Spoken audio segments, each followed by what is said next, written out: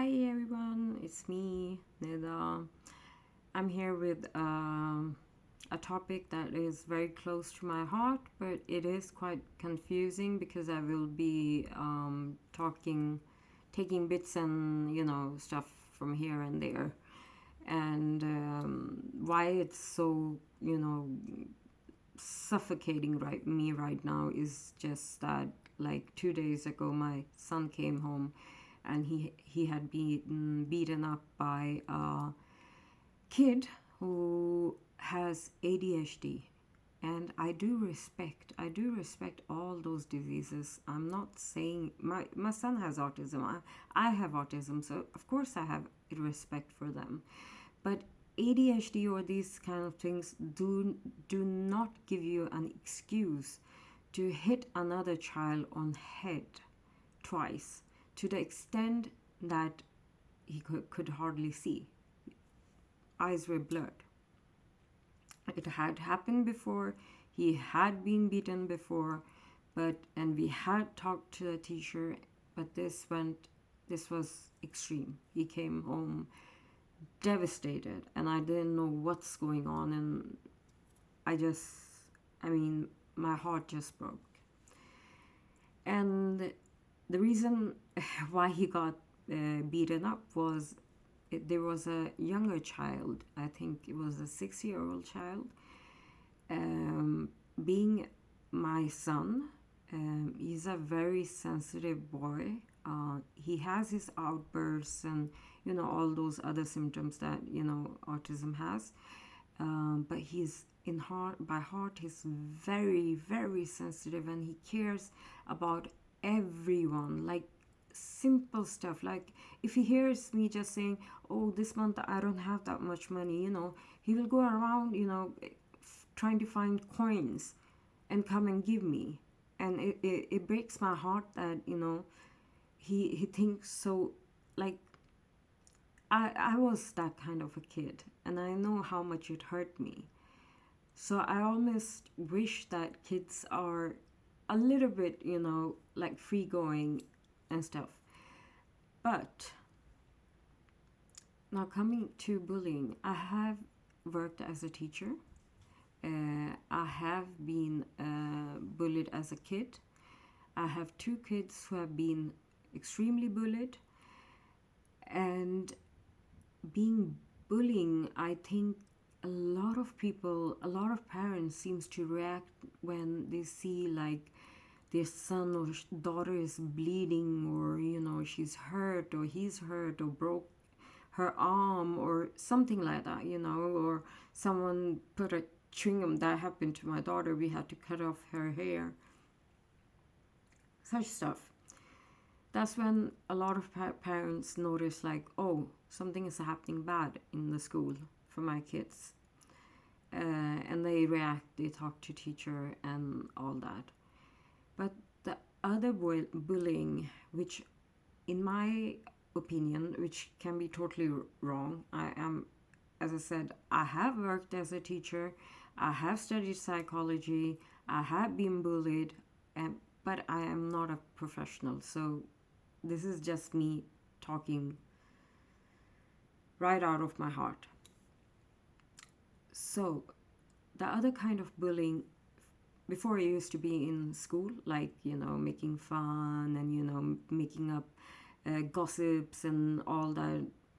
Sadly, girls do that more than boys. What I have heard, what I've heard, I was about to speak in Swedish, but what I've myself noticed. And the issue is that pain actually can be worse than getting a hit on a face or a slap on a face. Or I'm not saying that the pain is any less, but the pain that when, especially now that there is social media, I have seen my daughter being bullying on social media. They have made groups online where they only talk crap about her. So I've seen her go through these things. Her dream was to study in an English school, Why? I don't know. I have studied in English school. Some people, you know, prefer English schools because it helps you in university, because a lot of subjects are in English. Another thing is that you can, you know, travel abroad and study easily. It helps in that sense. No offense to Swedish schools or university, absolutely not. But it was her decision at fourth grade to start in the English school, which she did. Within like a month or two, I started to notice that she came home, she just went to bed, and she just slept. She didn't eat. If she ate, she vomited. She was very quiet, either quiet or irritated. Uh, it wasn't her. I could see that it wasn't her. But did she have any bruise? No. Was she beaten? No. Nothing like that. So I sat with her and I talked to her, and that's when she broke down. And that's when she said that this is what's happening. I'm being bullied in school, outside school, social media, my face, my skin color, uh, everything, basically. My clothing, uh, how I look, whatever, how I behave, how I walk, what clothes I wear, you name it. I mean, you can just name it. They were literally girls standing, you know, in groups and talking shit about her.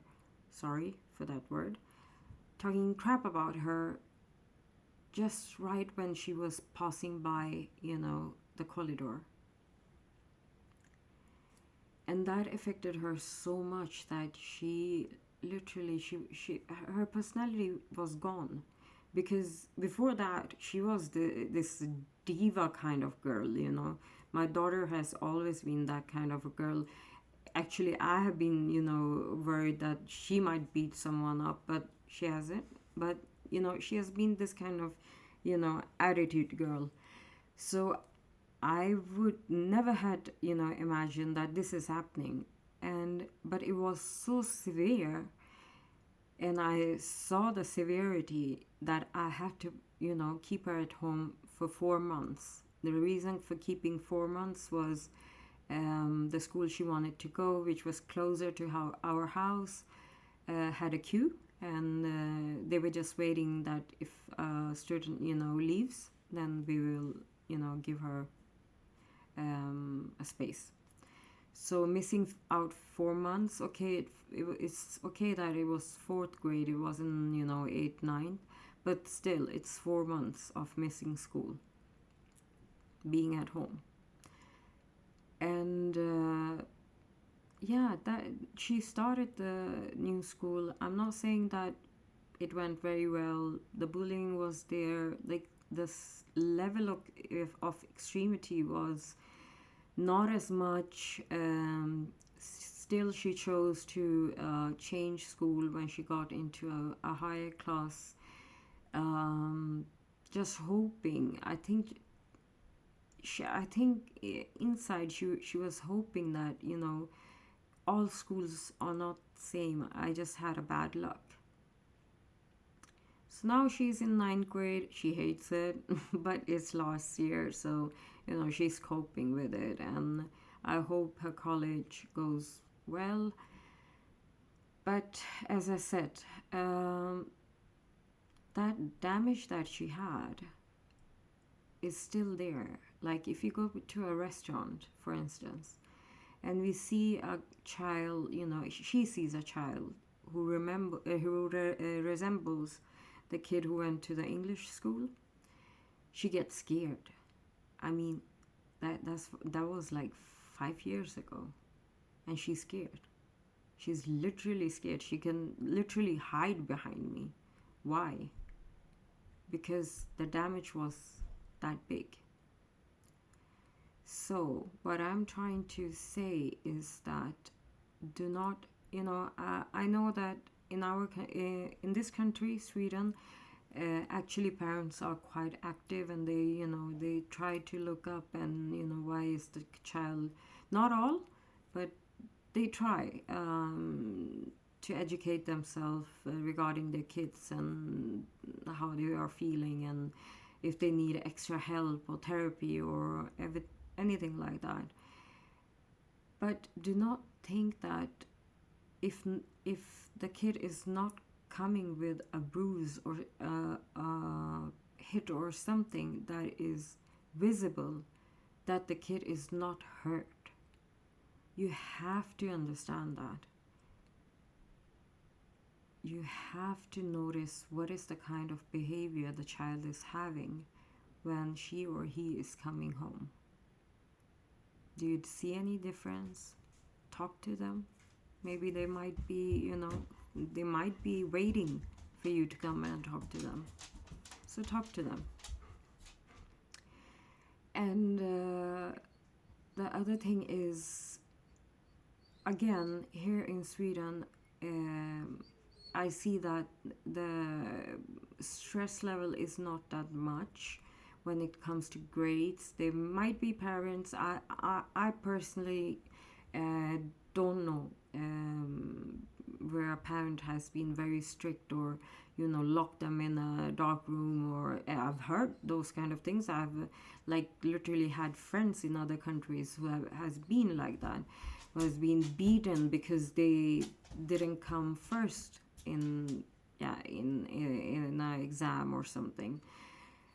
And again, I started to notice my daughter recently. She started ninth grade, and ninth grade is, again, sorry, my shepherd, Tiffy, my shepherd, she's crying. The only reason she's crying is that I'm on the bed, she's not on the bed, and I'm not giving her attention, which is, I'm sorry, but for the dogs lovers, she's not in pain or something like that. I'm not, harming her or anything. She's the kind of a dog who never barks. She always makes these crying noises. She literally never barks. So you can, like, if the doorbell rings, or I've never heard her bark. Maybe like in 2 years, maybe twice. Sorry, where were I? Yeah. So I noticed, despite me not being a strict mother, but there has been a lot of talk like, oh, Nida me, got such a good grades, and in maths she was like this and that. People have been talking, my parents have been talking, and she's been hearing those stuff, and it's like it's nothing I worried about. It was like, okay, whatever, they're talking about me. Yeah, I was a good student. I'm nothing right now, but at that time I was. Um, there were times, like I have skipped 2 years. Like I was when I started college, I was 2 years younger than everyone. So yes, I've had my very good moments, but then I had traumas and that is also a reason why I'm coming to this. That trauma took my health away. And when I noticed my daughter behaving similar to the kind when she was bullied, uh, I started to wonder. She has a best friend in school who really, really understands her. They both are the same kind, the same clothing type, and everything is like, they're besties. So I asked her, like, did you fight with her? She was like, no, mom. And I was like, what's the problem? No, it's just the stress in school. What stress? What's happening? Is someone else bullying you? What is going wrong? And she's like, math. In ninth grade, the math has gone. The thing is, this is actually a fact. This is, at least for me. I had one teacher in math in the same year. I'm talking about the same year. In the beginning, I had one teacher in math, and I failed. For the first time in my life, I failed the exam. Few months later comes another teacher, and then come the exam, and I got an A grade. I had, I'm talking now about math. I had not even a single mistake. That is difficult in maths, biology and all that, you can get it right, but maths, not a single mistake. And now I'm talking about college, which is called gymnasium in Swedish. So she said that I'm trying, mom, but I am not understanding what this is. I don't understand how to solve this. So she likes to sit with me when it comes to math, because I have, I don't know if it has to do with autism or something, but I have always, made some sort of ways to study, my own ways. Like other people don't even know, like, what is this way. But when I've explained it to them, or if I've given my notes to them, and they're like, oh my God, you have simplified everything. And that's what I did. I simplified the things for her, and she understood right away. But then I took a talk with her. I was like, you know what? As long as you're doing your best, that is enough for me. Because the thing is, a child or any person, when they are doing the best, they are doing the best. After that, to crave something more from them, or themselves craving something more, is just harmful. It's not doing any good. Yes, you can, do other stuff, like you can, try to study more, or, but if you start making those, those worries into some sort of, health issues, like, as I said, my daughter was having health issues, losing weight, not eating, and showing depressive sides, and showing that she's sad and all that. So my answer to her was, do your best. If you fail, you fail. That's it. Try next year. Why? Because if you do your best and then you try even harder, and you hurt yourself, and you hurt your health and everything, then what is the reason to get an A grade or B grade? What are you going to do with it? Nothing. Like me, I sometimes laugh even. I have grades people would dream about, but could I make something out of it? Unfortunately not. Now, my case was not that I was, working. I was working extra hard. I was having some issues as well, but not to the extent that it's too much, that parents has to be involved and all that. But I went through several traumas, extreme traumas, which made my grades just a piece of paper.